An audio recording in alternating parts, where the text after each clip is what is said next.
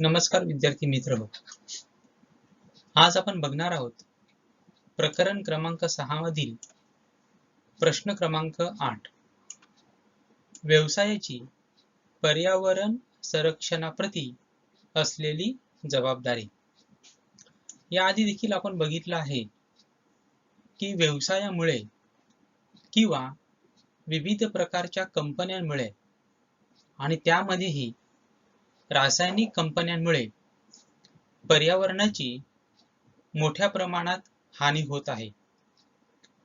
ज्याप्रमाणे पर्यावरणाच्या हानीसाठी व्यवसाय जबाबदार आहेत, त्याचप्रमाणे आपल्या देशातील जनता देखील पर्यावरणाच्या हानीसाठी तेवढीच जबाबदार आहे. म्हणजे पर्यावरणाचे संरक्षण करण्याची जी जबाबदारी आहे ती फक्त व्यवसायाची नसून ती संपूर्ण जनतेची देखील आहे. तरी देखील व्यवसायामुळे पर्यावरणाचे अतोनात नुकसान होते, मोठ्या प्रमाणात प्रदूषण होते आणि त्यामुळे व्यवसायाची जबाबदारी या बाबतीमध्ये जास्त आहे. तर आपल्याला या ठिकाणी बघायचं आहे की व्यवसायाची पर्यावरणाच्या संरक्षणाप्रती कोणती जबाबदारी आहे. बघा, पर्यावरण संरक्षणाप्रती व्यवसायाची सामाजिक जबाबदारी. व्यवसायाने पर्यावरणाचे संरक्षण व संवर्धन केले पाहिजे. म्हणजे प्रत्येक व्यवसायाने पर्यावरणाचे संरक्षण करण्याचा प्रयत्न केला पाहिजे. पर्यावरणाची जी हानी होत आहे ती हानी कमी करण्याचा प्रयत्न केला पाहिजे. म्हणजे थोडक्यात प्रदूषण कमी करून पर्यावरणाची हानी कमी करता येणे शक्य आहे आणि ते व्यवसायाने केले पाहिजे. त्याचबरोबर पर्यावरणाचे संवर्धन देखील केले पाहिजे. म्हणजे आता असलेलं जे पर्यावरण आहे ते टिकवून ठेवून त्याच्यामध्ये आणखी सुधारणा करण्याचा प्रयत्न प्रत्येक व्यवसायाने केला पाहिजे. आणि त्यासाठी झाडे लावले जाऊ शकतात किंवा इतर प्रकारचे उपक्रम हाती घेऊन पर्यावरणाचे संरक्षण आणि पर्यावरणाचे संवर्धन करण्याचा प्रयत्न प्रत्येक व्यवसायाने केला पाहिजे. व्यवसायाकडून सर्व प्रकारच्या नैसर्गिक साधनांचा वापर केला जातो. आपण बघतोच की प्रत्येक व्यवसाय विविध प्रकारच्या संसाधनांचा वापर करत असतो आणि त्यामधील अनेक जी संसाधने आहेत ती नैसर्गिक असतात. उदाहरणार्थ पाणी असेल, त्याचा वापर व्यवसाय करत असतं. विविध प्रकारचं इंधन असेल, विविध प्रकारचे खनिजे असतील, त्याचा वापर व्यवसाय करत असतं. यामुळे पर्यावरणाचे संरक्षण करणे हे व्यवसायावर बंधनकारक असते. म्हणजे व्यवसाय नैसर्गिक साधनांचा वापर करते, निसर्गाकडून मिळणाऱ्या विविध साधनांचा वापर करते आणि त्यामुळे नैसर्गिक साधनसामुग्री कमी होत आहे आणि त्याचा परिणाम हा पर्यावरणावर होत आहे. त्याचा विपरीत परिणाम पर्यावरणावर होत आहे आणि म्हणून ह्या पर्यावरणाचे संरक्षण करण्याची एक जबाबदारी, मोठी जबाबदारी व्यवसायावर येत आहे. आणि म्हणून व्यवसायाचे संरक्षण करणे हे व्यवसायासाठी, पर्यावरणाचे संरक्षण करणे हे व्यवसायासाठी बंधनकारक आहे. कारण की त्याच्यामुळे, व्यवसायामुळे पर्यावरणाचे मोठ्या प्रमाणात नुकसान होत आहे. तसेच नैसर्गिक असमतोल निर्माण होणार नाही याची त्यांनी काळजी घ्यावी. कोणत्याही प्रकारे नैसर्गिक असमतोल म्हणजे निसर्गाच्या पर्यावरणामध्ये समतोल राखण्याचा प्रयत्न देखील व्यवसायाने केला पाहिजे. मग आता व्यवसाय काय करते? कच्च्या मालाचे उत्खनन करते. म्हणजे जमिनीमधून विविध प्रकारचे खनिज त्याचा वापर व्यवसाय करत असते. पाणी असेल, इंधन असेल, याचा वापर व्यवसाय करत असतं. संसाधनाचे व्यवस्थापन केले जाऊ शकतं आणि टाकाऊ आणि उपपदार्थांची निर्मिती. असे काही पदार्थ असतात जे टाकाऊ असतात, त्याची निर्मिती देखील व्यवसायाकडनं होत असते आणि त्याचा सर्व परिणाम हा कशावर होत असतो? पर्यावरणावर होत असतो. त्याचा विपरीत परिणाम पर्यावरणावर होत असतो.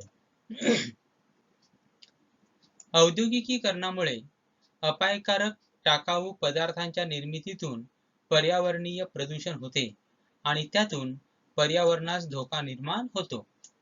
आता औद्योगिकीकरण मोठ्या प्रमाणात झालेलं आहे आणि ह्या औद्योगिकीकरणामुळे विविध प्रकारच्या वस्तूंचं उत्पादन केलं जातं आणि अनेक वस्तू ह्या काही कालावधीनंतर टाकाऊ असतात आणि ह्या टाकाऊ वस्तूचं विघटन देखील चांगल्या प्रकारे होत नाही आणि त्यामुळे त्याचा विपरीत परिणाम हा मोठ्या प्रमाणात आपल्या पर्यावरणावर होत असतो, निसर्गावर होत असतो.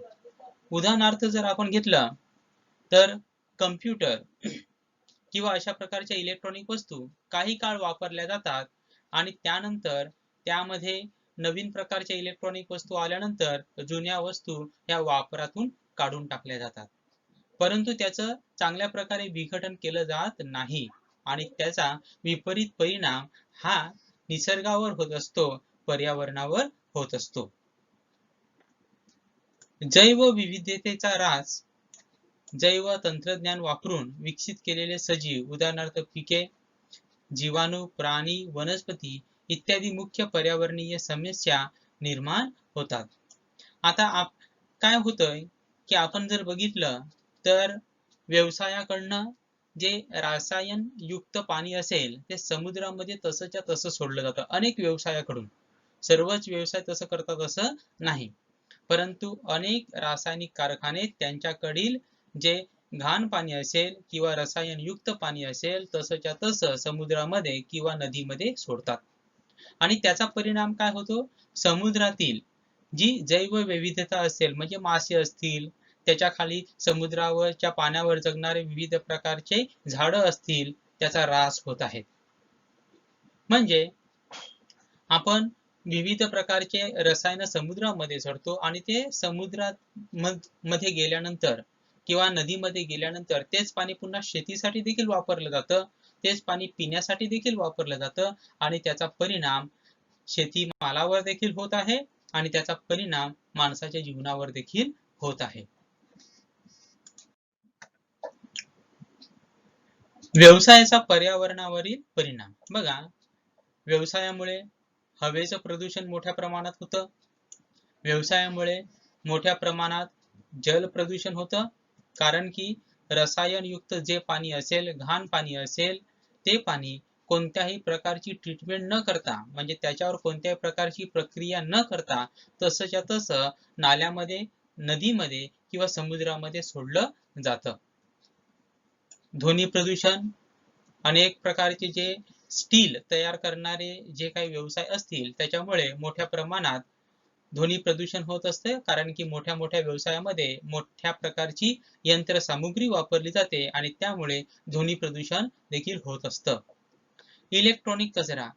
आधीच मी सांगितल्याप्रमाणे इलेक्ट्रॉनिक ह्या अशा प्रकारच्या वस्तू आहेत त्यामध्ये रोज कोणत्या ना कोणत्या प्रकारचा बदल होत आहे आणि त्यामुळे आज घेतलेली इलेक्ट्रॉनिक वस्तू उद्याला जुनी होते आणि त्या माध्यमातून आज जर आपण एखादी वस्तू घेतली, 2 वर्षानंतर किंवा 3 वर्षानंतर ती वस्तू टाकाऊ बनते आणि अशा वस्तू टाकल्या जातात आणि त्याचं विघटन चांगल्या प्रकारे होत नाही आणि मग तो इलेक्ट्रॉनिक किंवा इलेक्ट्रॉनिक कचरा तयार होतो आणि त्याचा परिणाम हा पर्यावरणावर होत असतो. पर्यावरणाचे संरक्षण करणे हे व्यवसायाला अनेक बाजूंनी उपयुक्त ठरते. उदाहरणार्थ ग्राहकांमध्ये व कर्मचाऱ्यांमध्ये जागृती निर्माण करणे, खर्चात बचत करणे, शासकीय तोट्यावर नियंत्रण इत्यादी. म्हणजे पर्यावरणाचे संरक्षण करणे हे फक्त पर्यावरणालाच आणि संपूर्ण मानवजातीलाच उपयुक्त आहे असे नाही, तर ते व्यवसायाला देखील अनेक बाजूंनी काय आहे? उपयुक्त आहे. म्हणजे जर एखादा व्यवसाय पर्यावरणाचा संरक्षण करण्याचा प्रयत्न करत असेल, त्या प्रकारच्या उपाययोजना करत असेल, तर त्या प्रकारची जागृती ही ग्राहकांमध्ये आणि कर्मचाऱ्यांमध्ये करणे शक्य होईल. आणि त्यामुळे आपली उत्पादन करण्याची जे काही खर्च असतो तो खर्चामध्ये देखील बचत करणे शक्य होणार आहे. टाकाऊ पदार्थांचे संवर्धन करण्याची अनेक तंत्रे उपलब्ध आहेत आणि सर्वसामान्यपणे त्याचे वर्गीकरण 4R म्हणजे 4R मध्ये केले जातं. अनेक प्रकारचे टाकाऊ पदार्थ असतात किंवा टाकाऊ गोष्टी असतात, वस्तू असतात आणि त्या टाकाऊ वस्तूंचं संवर्धन करण्याचं तंत्रज्ञान मोठ्या प्रमाणात उपलब्ध आहे. परंतु अनेक व्यवसाय काय करतात? पैसा वाचवण्यासाठी, खर्च वाचवण्यासाठी अशा प्रकारच्या तंत्रज्ञानाचा वापर करत नाहीत. तर तसं न करता टाकाऊ पदार्थांना कशा प्रकारे उपयोगात आणता येईल, त्यासाठी कोणत्या प्रकारची तंत्र उपलब्ध आहेत, त्याची माहिती करून घेऊन तशा प्रकारचं तंत्रज्ञान व्यवसायाने वापरलं पाहिजे. आणि त्यासाठी आपण 4R चा अभ्यास करणार आहोत. त्यामध्ये दिलेला आहे रिडक्शन म्हणजे घट, म्हणजे आपण जी साधन सामुग्री वापरतो, नैसर्गिक साधन सामुग्री आपण जी वापरतो त्याच्यामध्ये रिडक्शन केलं पाहिजे, घट केली पाहिजे, म्हणजे कमीत कमी नैसर्गिक साधन सामग्रीचा वापर आपण केला पाहिजे. रियूज म्हणजे पुनर्वापर, आणि कोणत्या प्रकारच्या वस्तू, कोणत्या प्रकारच्या गोष्टी ह्या आपण पुन्हा पुन्हा वापरू शकतो याचा विचार केला पाहिजे. ज्या गोष्टी आपण पुन्हा पुन्हा वापरू शकतो, शक्य तर त्या गोष्टी पुन्हा पुन्हा वापरल्या पाहिजेत. म्हणजे त्याऐवजी नवीन वस्तू न आणता जी वस्तू आपल्याकडे आहे तिचा वापर परत परत केला गेला पाहिजे, म्हणजे रियूज. रिसायकलिंग म्हणजे आपल्याकडे ज्या वस्तू आहेत, समजा त्याचा पुनर्वापर करणे शक्य नसेल तर पुन्हा त्या वस्तूंवर प्रक्रिया करून त्याची पुनर्निर्मिती केली पाहिजे, म्हणजे त्यापासून पुन्हा नवीन वस्तू तयार केली पाहिजे. उदाहरणार्थ प्लास्टिकच्या बॉटल्स असतील तर त्या प्लास्टिकच्या ज्यामध्ये आपल्याला पिण्याचं पाणी मिळतं, त्या ज्या बॉटल्स असतात त्या आपण टाकतो. त्या टाकल्यानंतर अनेक कचरा वेचणारी लोक त्या प्लास्टिकच्या बॉटल एकत्र करतात. त्या पुन्हा प्लास्टिकच्या बॉटल त्याच्यावर प्रक्रिया केली जाते आणि नवीन प्लास्टिकची बॉटल तयार केली जाते. त्याला म्हटलं जातं रिसायकलिंग. तर अशा प्रकारे ज्या गोष्टी असतील, ज्या कचऱ्यामधून टाकलेल्या गेल्या असतील, त्याचं रिसायकलिंग केलं पाहिजे, पुनर्निर्मिती केली पाहिजे. रिकव्हरी म्हणजे पुनर्प्राप्त. काही वस्तू अशा असतील की त्याच्यामध्ये आपल्याला पुनर्वापर करणे शक्य नसेल, रिसायकलिंग करणे शक्य नसेल, मग त्या ठिकाणी नवीन एक संज्ञा वापरली जाते, रिकव्हरी म्हणजे पुनर्प्राप्त. म्हणजे काय करायचं, त्या वस्तू दुरुस्त करण्याचा प्रयत्न करायचा. अशा अनेक इलेक्ट्रॉनिक वस्तू असतात की ज्या बिघडल्यानंतर आपण त्या सरळ फेकून देत असतो आणि त्या फेकून दिल्यानंतर काय बनतो, त्याचा इलेक्ट्रॉनिक कचरा तयार होतो. मग ते फेकून देण्यापेक्षा जर त्या आपण दुरुस्त केल्या, रिपेअर केल्या, तर आपल्याला त्या पुन्हा वापरता येतील आणि आपला इलेक्ट्रॉनिक कचरा देखील निर्माण होणार नाही. तर अशा प्रकारे 4R जे आपल्याला दिलेले आहेत त्याचा वापर किंवा त्याची अंमलबजावणी प्रत्येक व्यवसायाने केली पाहिजे. तर कोणते 4R आहेत, इथे देखील दिलेले आहेत बघा. रिड्यूस म्हणजे कमीत कमी वापर केला पाहिजे. रियूज शक्य तेवढ्या वस्तू पुन्हा पुन्हा वापरल्या पाहिजेत. रिसायकल ज्या वस्तू आपण कचऱ्यामध्ये टाकून दिलेल्या आहेत त्यापासून पुन्हा नवीन वस्तू तयार केल्या गेल्या पाहिजेत. आणि रिकव्हर किंवा त्याला आपण रिपेअर असं देखील म्हणू, ज्या वस्तू आपण नादुरुस्त म्हणून फेकून दिलेल्या आहेत त्या वस्तू पुन्हा दुरुस्त करून त्याचा वापर केला गेला पाहिजे. जर ह्या 4 गोष्टीचा वापर केला गेला तर पर्यावरणाची जी हानी होत आहे ती हानी आपण काही प्रमाणात कमी करू शकतो. आता व्यवसायाने काय केलं पाहिजे किंवा सर्वसामान्य जनतेने काय केलं पाहिजे हे आपण इथे बघणार आहोत. पहिलं, जेथे शक्य आहे तेथे अपव्यय टाळण्यास प्राधान्य द्यावे.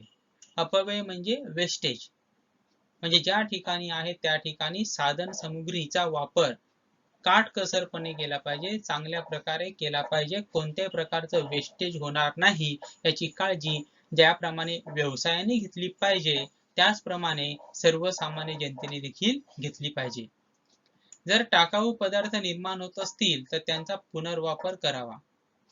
म्हणजे आपण ज्या काही गोष्टी करतो त्यामधनं जर टाकाऊ पदार्थ निर्माण होत असतील तर त्या टाकाऊ पदार्थांचा पुनर्वापर करण्याचा प्रयत्न केला पाहिजे.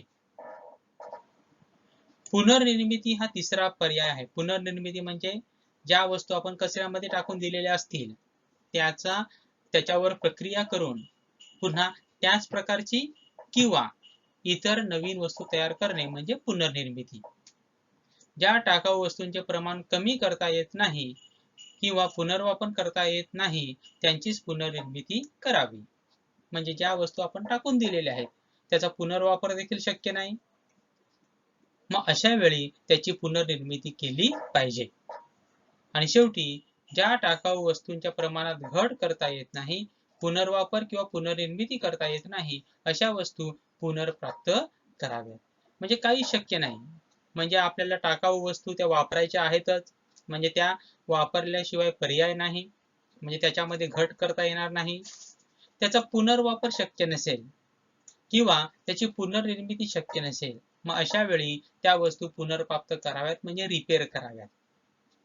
तर अशा प्रकारे आपण जर ह्या गोष्टींचा अवलंब केला, जे 4 R आहेत त्याचा जर आपण अवलंब केला, तर आपण पर्यावरणाची जी हानी होत आहे ती हानी कमी करू शकतो. तर प्रत्येक व्यवसायाने पर्यावरणाची हानी कमी करण्याचा प्रयत्न केला पाहिजे.